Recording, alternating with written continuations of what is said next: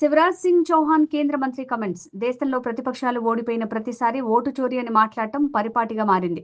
దేశం మొత్తం ఒకేసారి ఓటింగ్ జరిగితే ఆర్థిక ప్రగతి జరుగుతుంది. తుఫాను ప్రభావంతో దెబ్బతిన్న పంటలకు సంబంధించి బీజేపీ కిసాన్ మోర్చా వారు మెమోరాండం ఇచ్చారు. మొంతా తుఫాన్ ప్రభావంతో నష్టపోయిన రైతులను కేంద్ర ప్రభుత్వం ఆదుకుంటూనే ఉంది. వందే మాతర గీతాన్ని అడ్డుపెట్టుకుని భారతదేశాన్ని కాంగ్రెస్ పార్టీ ముక్కలు చేసింది. ఆపదలో ఉన్న వారిని ఆదుకోవడం, అందరూ మనవాళ్లే అనే నినాదంతో మేము ముందుకు వెళ్తున్నాం. భారతదేశంలోని మొత్తం ప్రజలు వసుదైక కుటుంబంగా కలిసిమెలిసి జీవిస్తున్నారు.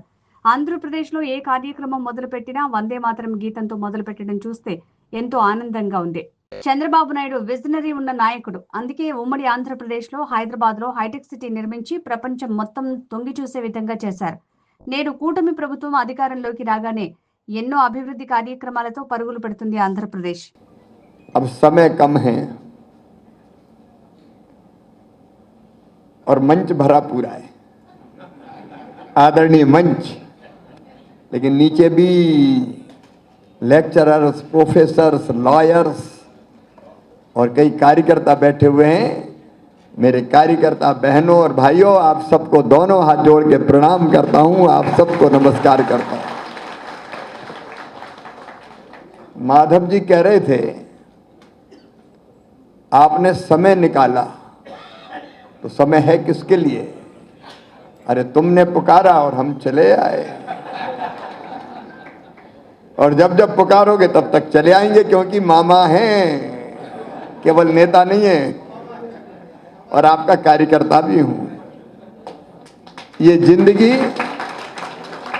भारतीय जनता पार्टी के कार्यकर्ता के नाते हैं और जनता की सेवा करने के लिए. आज किसान मोर्चा ने साइक्लोन के कारण क्रॉप लॉस के बारे में मुझे मेमोरेंडम सौंपा है. माधव जी और किसान मोर्चा, मैं आपको विश्वास दिलाता हूं, पूरी गंभीरता के साथ भारत सरकार इस पर विचार करेगी और इस संकट से आंध्र प्रदेश के किसानों को निकाल के ले जाएगी, राज्य सरकार के सहयोग से. मोदी जी और नायडू जी एक और एक दो नहीं, एक पे 11 हैं. लेकिन आज जब आए तो हाल वंदे मातरम के उद्घोष से गूंज रहा था. हाल में हर एक चेहरा कह रहा था वंदे मातरम, राष्ट्रभक्ति वंदना का गीत वंदे मातरम.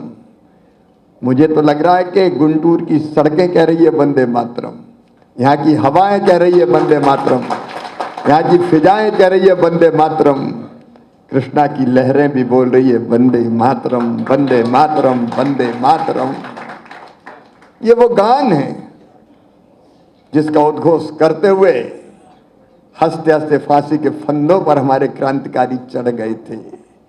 और जब फांसी के फंदा चूमने जाते थे तो डर से उनके पैर नहीं कांपा करते थे, उनका कलेजा नहीं हिला करता था. उनके एक हाथ में गीता होती थी, मुंह से वंदे मातरम के उद्घोष निकलते थे, और दिल में, हृदय में संकल्प होता था कि मरने के बाद फिर से जन्म लें, इसी भारत भूमि पर जन्म लें, और तब तक पैदा होते रहे और मरते रहें जब तक ये देश स्वतंत्र ना हो जाए, जब तक ये देश आजाद ना हो जाए. वंदे मातरम. और हंसते हंसते फांसी के फंदों पर चढ़ गए दीवाने. लेकिन तकलीफ की बात है गुंटूर वालों, इसी वंदे मातरम के गीत को कांग्रेस ने विभाजित कर दिया था, और वही फिर देश के विभाजन का कारण बना. तुम्ही दुर्गा 10 प्रहरण धारणी. इसमें क्या दिक्कत है? ये देश की संस्कृति है, भारत के जीवन मूल्य और परंपराएं हैं. हजारों साल पुराना अत्यंत प्राचीन और महान राष्ट्र भारत, जब दुनिया के विकसित राष्ट्रों में सभ्यता का सूरज नहीं उगा था, तब हमारे यहाँ वेदों की ऋचाएं रच दी गई थी. ये वो धरती है जिसके ऋषियों ने आज नहीं हजारों साल पहले कहा, एकम सत विप्रा बहुधा वदंती. सत्य एक है, विद्वान उसको अलग अलग तरीकों से कहते हैं. ये वो धरती है जिसके ऋषियों ने कहा, संतों ने कहा, आत्मवत् सर्वभूतेषु, सबको अपने जैसा मानो और सबको प्यार करो. प्यार करना ही भगवान की पूजा है. इस धरती ने कहा, सिया राम मैं सब जग जानी। सब में वो एक चेतना है। और हमारा धरती, हमारा देश है जिसने दुनिया को कहा, अयम निजम परो बेत्ती गणना लघु चेत साम उदार चरिता नाम तू वसुदैव कुटुंबकम। ये मेरा है, ये तेरा है। ये सोच छोटे दिल वालों का होता है। जो विशाल हृदय के होते हैं वो तो कहते हैं सारी दुनिया ही एक परिवार है। ये हिंदुत्व है, जहाँ कहा कहते हैं धर्म की जय हो अधर्म का नाश हो, ये हिंदुत्व है। प्राणियों में सद्भावना हो और विश्व का कल्याण हो, ये हिंदुत्व है। सर्वे भवन्तु सुखिना सर्वे सन्तु निरामया सर्वे भद्राणि पश्यन्तु माँ कश्चित् दुर्भाग् भवेत्। केवल मैं नहीं, सब सुखी हो, सब निरोग हो, सबका मंगल हो, सबका कल्याण हो, ये हिंदुत्व है। इसमें कहां से संकीर्णता है? इसमें कहां से संकीर्णता है? और उसी में से निकला वंदे मातरम। उस गीत का भी विभाजन कर दिया गया, लेकिन वंदे मातरम गीत के 150 साल पूरे हुए हैं। और इसलिए तय कर लो गुंटूर वालों, कोई भी कार्यक्रम शुरू होगा तो पहले वंदे मातरम गाएंगे, अधूरा नहीं, पूरा का पूरा वंदे मातरम गाएंगे। प्रधानमंत्री नरेंद्र मोदी जी के नेतृत्व में एक वैभवशाली, गौरवशाली, संपन्न, समृद्ध और शक्तिशाली भारत का निर्माण हो रहा है। मैं कई वर्षों तक सीएम रहा हूं। पहले जब दुनिया के किसी देश में जाते थे तो भारत का कहीं मान और सम्मान नहीं मिलता था। 2014 के पहले घपलों घोटालों का देश, इंडियन टाइम के मजाक उड़ाया जाता था। लेकिन जब से प्रधानमंत्री नरेंद्र मोदी बने, 2 घटनाएं हुई। एक अटल जी जब प्रधानमंत्री बने, पोखरण में परमाणु विस्फोट हुआ। समय कम है, मैं उसके विस्तार में नहीं जाना चाहता। भारत ने तेजी से प्रगति और विकास करना शुरू किया। और जब नरेंद्र मोदी भारत के प्रधानमंत्री बने तो आज चारों तरफ मोदी मोदी मोदी मोदी के नारों से आसमान गुंजायमान हो जाता है। हम तेजी से प्रगति और विकास कर रहे हैं। उन विकास के कामों की सूची अगर गिनाएं, आप आंध्र प्रदेश में देख लो मेरे मित्रों। कांग्रेस की जब सरकारें होती थी केंद्र में, तब आंध्र प्रदेश की स्थिति क्या थी, सड़कें कैसी थी, एयरपोर्ट कितने थे, पोर्ट कैसे थे, मेडिकल कॉलेज कितने थे। मैं यहाँ के विजनरी चीफ मिनिस्टर चंद्रा बाबू नायडू जी को बधाई देना चाहूंगा, जिन्होंने हैदराबाद को आईटी सिटी के रूप में खड़ा करके विकास को एक नई दिशा दी थी। लेकिन कांग्रेस की सरकारों में तो केवल तबाह और बर्बाद हुआ था। आंध्र प्रदेश भी और पूरा देश भी बदनाम हो गया था। लेकिन आज भारत दुनिया की 4थी सबसे बड़ी इकोनॉमी है। वो लोग जिनने हम पे कभी राज किया था, उस यूके को हमने पीछे छोड़ दिया और 4थी सबसे बड़ी अर्थव्यवस्था दुनिया की बने। जल्दी हम तीसरी बनने वाले हैं। आज हमारी देखो कितना बीच में टैरिफ टैरिफ टैरिफ टैरिफ करके डराया, लेकिन भारत अब डरता नहीं है। आज का भारत मोदी जी के नेतृत्व का भारत है। आंख झुका के नहीं, आंखों में आंख डाल के बात करता है। हमारे प्रधानमंत्री जी ने कह दिया, राष्ट्र हित सर्वोपरि, किसानों के हित सर्वोपरि, उनसे कोई समझौता नहीं किया जाएगा। और आप घबराना मत, ये एरिफ टैरिफ हमारा कुछ बिगाड़ नहीं सकते। अब तो वो भी कहते हैं मोदी जी बड़े अच्छे हैं और मैं जल्दी भारत आ रहा हूं, यहाँ की यात्रा करूंगा। और ये प्रोन वालों भी घबराना मत, दुनिया के कई देशों से बात कर रहे हैं हम, और भी देश है दुनिया में। उस देश के अलावा या तो वो झुकेगा या दुनिया के बाकी बाजार खुलेंगे। भारत रुक नहीं सकता, भारत लगातार आगे बढ़ता रहेगा। हम किसी को छेड़ते नहीं है। आज एक घटना हुई है, हमारे प्रधानमंत्री जी ने कह दिया है, हम किसी को छेड़ते नहीं हैं, लेकिन किसी ने अगर हमें छेड़ा तो उसे हम छोड़ते नहीं हैं। ऑपरेशन सिंदूर भी लोगों ने देखा है, एयर स्ट्राइक और सर्जिकल स्ट्राइक भी देखी है। भारत अपने हितों की रक्षा के लिए प्रतिबद्ध है। लेकिन आज मैं एक निवेदन आपसे करना चाहता हूं। प्रधानमंत्री जी के नेतृत्व में विकसित भारत का निर्माण हो रहा है। आत्मनिर्भर भारत, आज की जैसी दुनिया है, उस दुनिया में हम किसी पर डिपेंड नहीं रह सकते। हमको अपने पैरों पर खड़ा होना होगा और इसलिए देखो आप, मंगल के, सोम के, मून के दक्षिणी ध्रुव पे हम उतरे, मंगलयान अब हमारा प्रारंभ हो रहा है।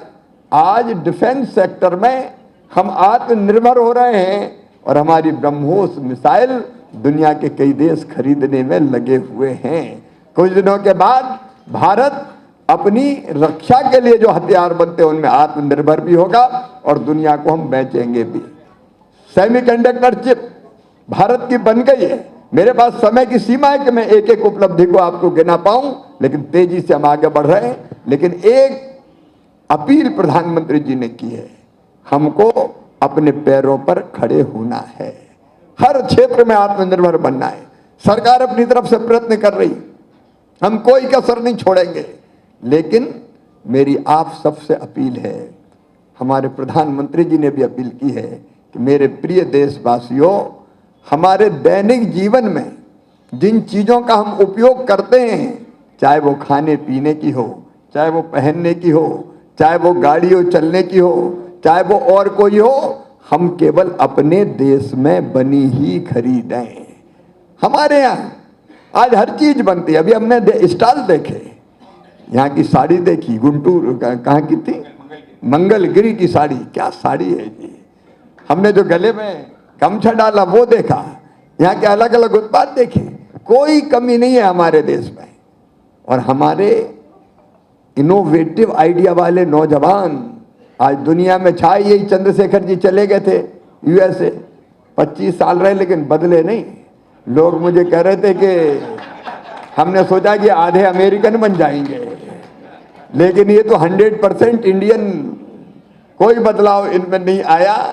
हमारे टैलेंट, और वहाँ मैंने पूछा, मेरे विभाग, मेरे साथ मंत्री है, तो मैंने पूछा क्या करते हैं पहले पहले, तो इन्हें संकोच करते हुए कहा कि नहीं मैं जरा इंडस्ट्री चलाता हूँ। और फिर मुझे धीरे से बताया 9,000 करोड़ कितना टर्नओवर क्या है। लेकिन इसके बाद भी इतने विनम्र, ऐसे टैलेंट हिंदुस्तान का आज दुनिया में धूम मचा रहा है, धूम मचा रहा है। और भारत किसी के रोकने से अब रुकने वाला नहीं है, पूरी ताकत से लगातार आगे बढ़ेगा। कुछ चीजें हम तय कर लें कि हम अपने देश में बनी चीजें ही खरीदेंगे। उससे देखो कितनी चीजें हम इंपोर्ट करते हैं, कितनी हमारी विदेशी मुद्रा बाहर जाती है, हम क्यों इंपोर्ट करें। अभी प्रधानमंत्री जी के नेतृत्व में खेती में मिशन चला, पल्सेस के लिए मिशन, दालों के लिए मिशन। अब दालें हमको बाहर से मंगानी पड़ती है। अब दाल हमारे देश में क्यों नहीं हो सकती, हमारी जरूरत की हम क्यों पैदा नहीं कर सकते। खेती का विषय में लंबा नहीं बोल सकता, समय नहीं है, लेकिन दलहन मिशन में हमने तय किया है जितनी भी दलहन पैदा करेंगे किसान, एमएसपी पे खरीदने का काम मोदी जी की सरकार राज्य सरकार के माध्यम से करेगी। अपना दलहन, ऑयल सीड्स हम इतने पैदा करें कि अपनी जरूरतें हम पूरी कर पाएं। तो खेती के क्षेत्र में भी हम वो करने की कोशिश कर रहे हैं, उसमें हम कोई कसर नहीं छोड़ेंगे। तो एक आत्मनिर्भर भारत के लिए हम अपने देश में बनी चीजें खरीदने की कृपा करें, ये मेरा आपसे निवेदन है। और एक निवेदन और समय की सीमा को देखते हुए करना चाहता हूं। वैसे यहाँ आ गया हूं तो जाने का दिल नहीं कर रहा। एक गाना है हिंदी में, दिल कहे रुक जा रे रुक जा रे रुक रहा, तू यहीं पे कहीं जो बात गुंटूर में कहीं पे नहीं।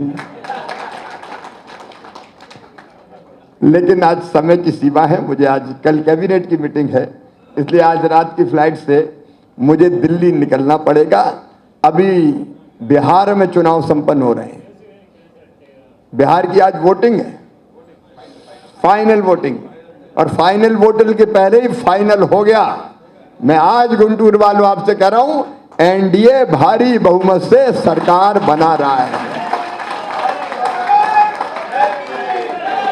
वो जंगल राज लालू का और इंडी गठबंधन का लोग भूले नहीं है।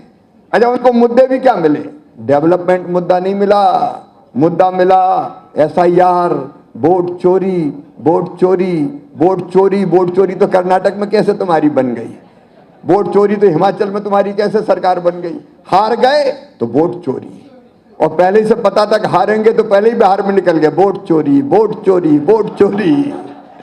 अब इनके पास यही बचा है।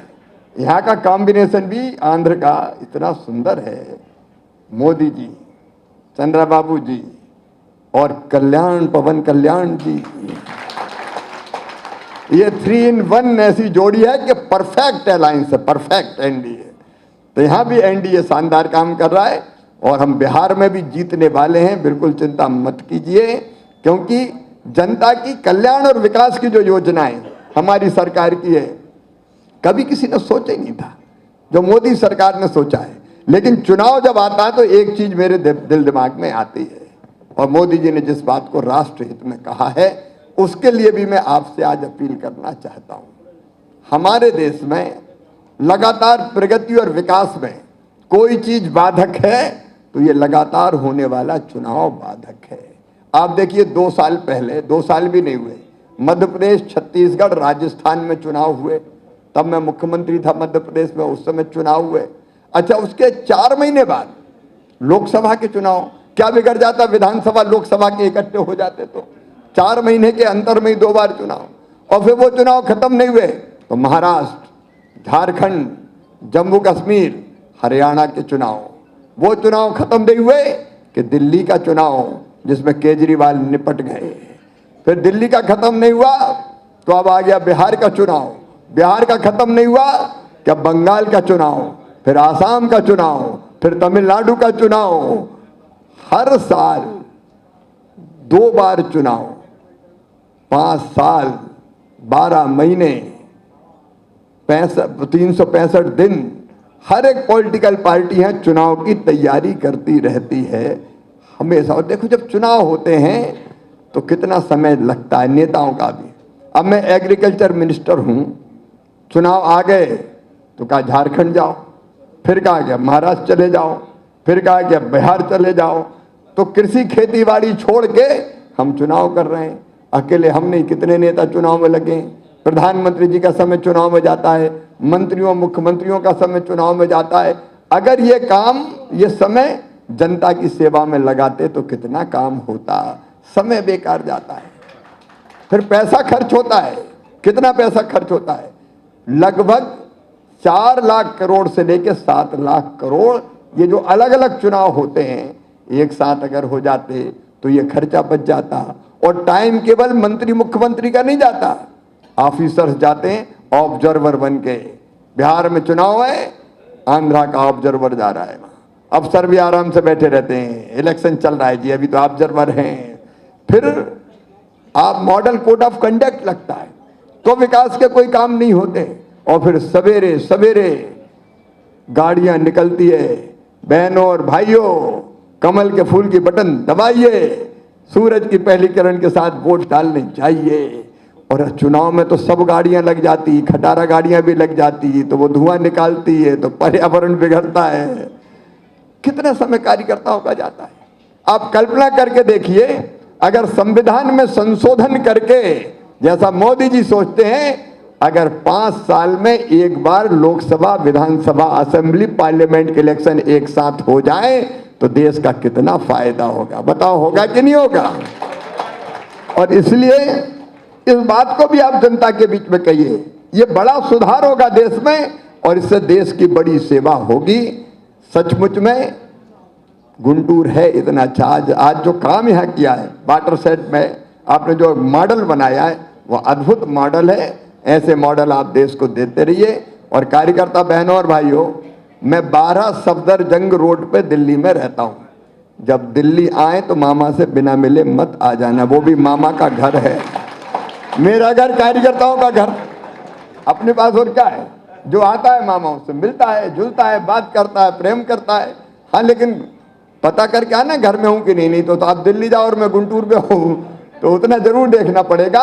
अगली बार माधव जी जब बुलाएंगे मैं फिर आऊँगा, और 1 घंटा पौन घंटा नहीं, जितना टाइम कहोगे पूरा दिन देंगे, दिल और जान भी देंगे, क्योंकि आप सब कार्यकर्ताओं के साथ काम करना, अपने जीवन को सफल और सार्थक करना है। बस यही इच्छा है कि अंतिम सांस तक भारतीय जनता पार्टी के माध्यम से अपनी देश और जनता की सेवा करते हुए इस दुनिया से जाएं, अपने देश के लिए कुछ कर जाएं। बहुत बहुत धन्यवाद। मेरे साथ बोलिए भारत माता की, भारत माता की, वंदे वंदे वंदे। बहुत बहुत धन्यवाद। शिवराज जी बहुत बहुत धन्यवाद है। हम आपको फिर एक बार इधर बुलाना चाह रहे। अभी इधर एकात्म मानव दर्शन का 60 साल हो गया।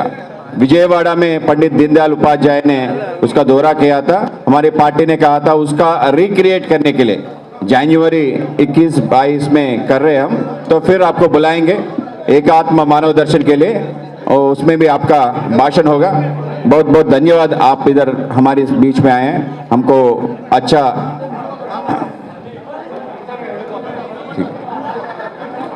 భారత్ మాతాకి ఆత్మనిర్భర్ భారత్ సంబంధించిన సంతకం పెట్టించడానికి తీసుకురావాల్సిన కోరుతున్నాం.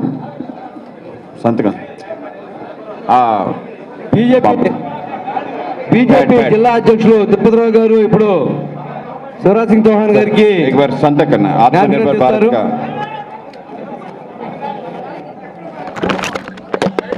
తప్పండి తప్పండి ఆత్మనిర్భర్ భారత్ సంకల్ప ప్రతిజ్ఞ పైన దయచేసి ఎవరు వేదిక మీద రాకండి. ఇంకా కార్యక్రమం అయిపోలేదు.